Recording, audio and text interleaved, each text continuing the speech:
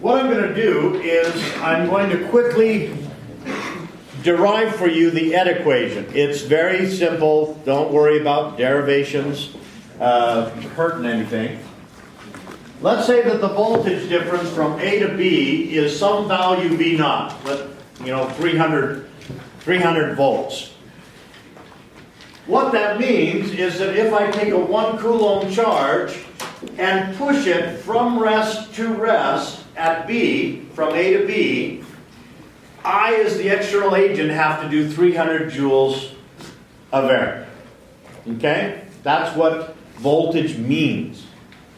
Now, what if instead of that electric field, I was fighting a field that was twice as strong?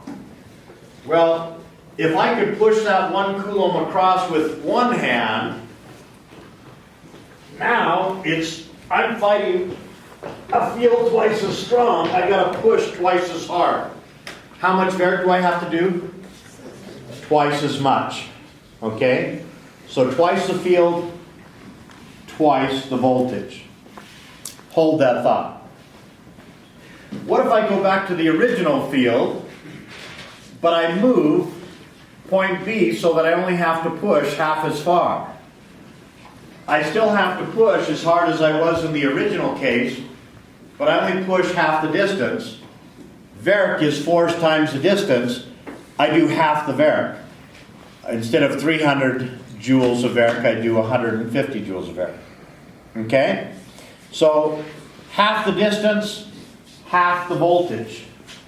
What I'm getting here is that the electric field times the distance is my voltage, N.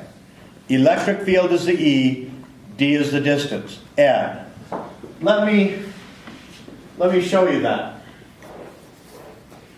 If I start with a charge, and this doesn't have to be a plus 1 coulomb, just any positive charge at A, and I push it slowly to B. Well, the grand high Verk energy equation is what it always is. If I start from rest at A and move it slowly to B and stop, the change in kinetic energy is 0. And now I replace my electric potential energy with the test charge times the voltage, times the rate. And that voltage is what I'm looking for a formula for. Well, how much Verk do I have to do as the external agent?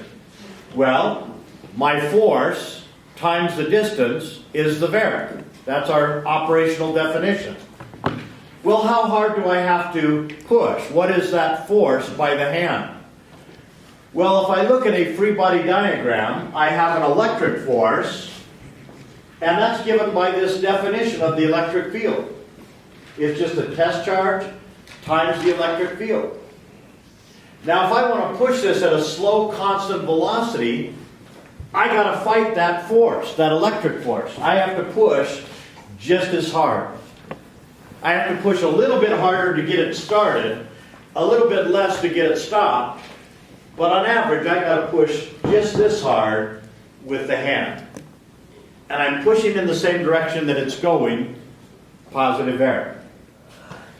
Now I put that in, and here's the magic. The Q's cancel.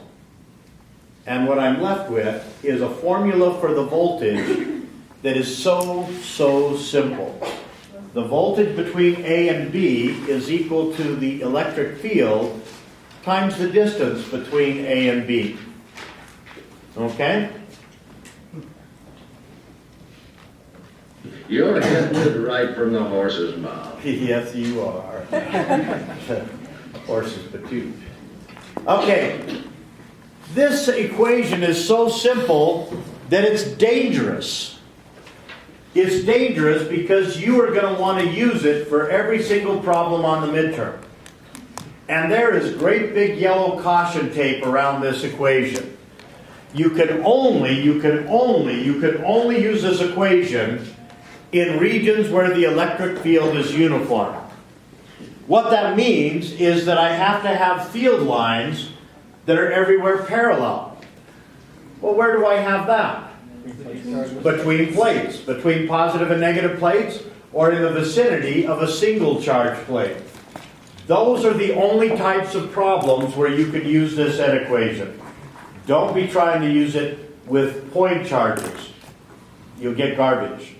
Okay?